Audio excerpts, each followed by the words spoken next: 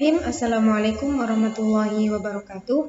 Saya Faradiza Fatimatu Zahra dari kelompok 7. Nama kelompoknya yakni Sunan Kalijaga. Saya akan menjelaskan tentang Ahlus Sunnah wal Jamaah. Ahlus Sunnah wal Jamaah berasal dari bahasa Arab, terdiri dari kata ahlun artinya keluarga dan famili. Sunnah artinya jalan, tabiat atau perilaku kehidupan. Jamaah artinya sekumpulan.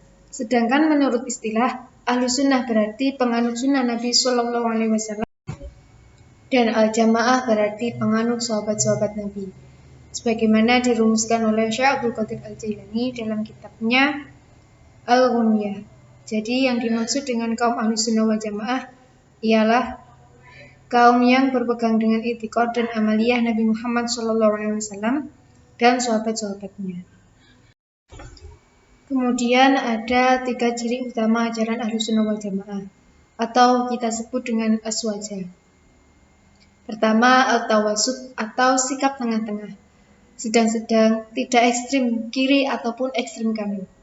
Ini disarikan dari firman Allah SWT pada surat Al-Baqarah ayat 143. Kemudian yang kedua, at-tawazun atau seimbang dalam segala hal, termasuk dalam penggunaan dalil akli maupun dalil nakli. Kemudian yang ketiga yakni al-i'tidal atau tegak lurus.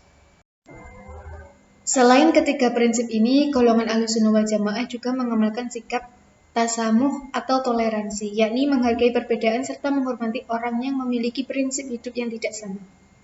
Namun bukan berarti mengakui atau membenarkan keyakinan yang berbeda tersebut dalam meneguhkan apa yang diyakini.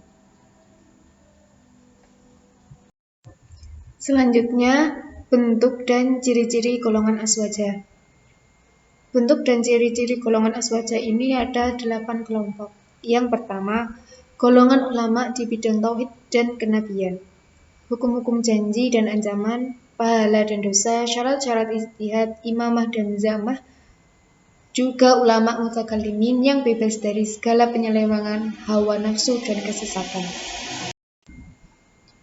Yang kedua, kelompok imam-imam ilmu fikih, baik kelompok ahli hadis maupun kelompok ahli ra'yi yang di dalam usuluddin mempercayai mazhab-mazhab sifatiyah tentang Allah di dalam sifatnya yang azali dan bebas dari pendirian Qadariyah dan Mu'tazilah.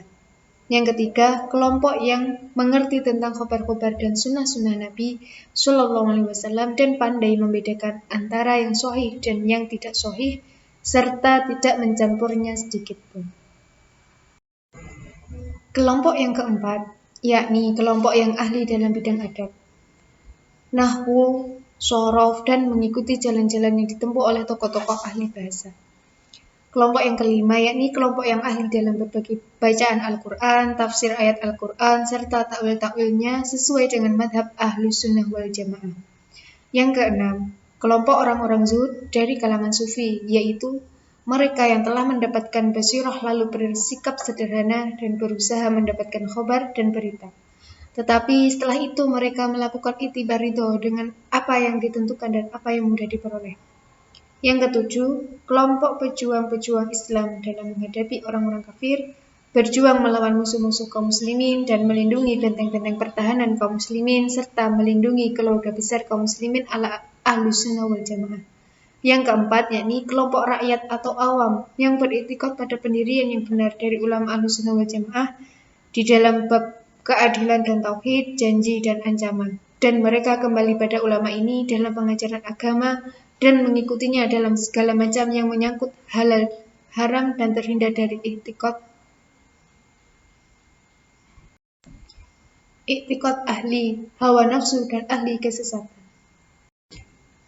Mungkin itu yang dapat saya sampaikan. Syukron. Wassalamualaikum warahmatullahi wabarakatuh.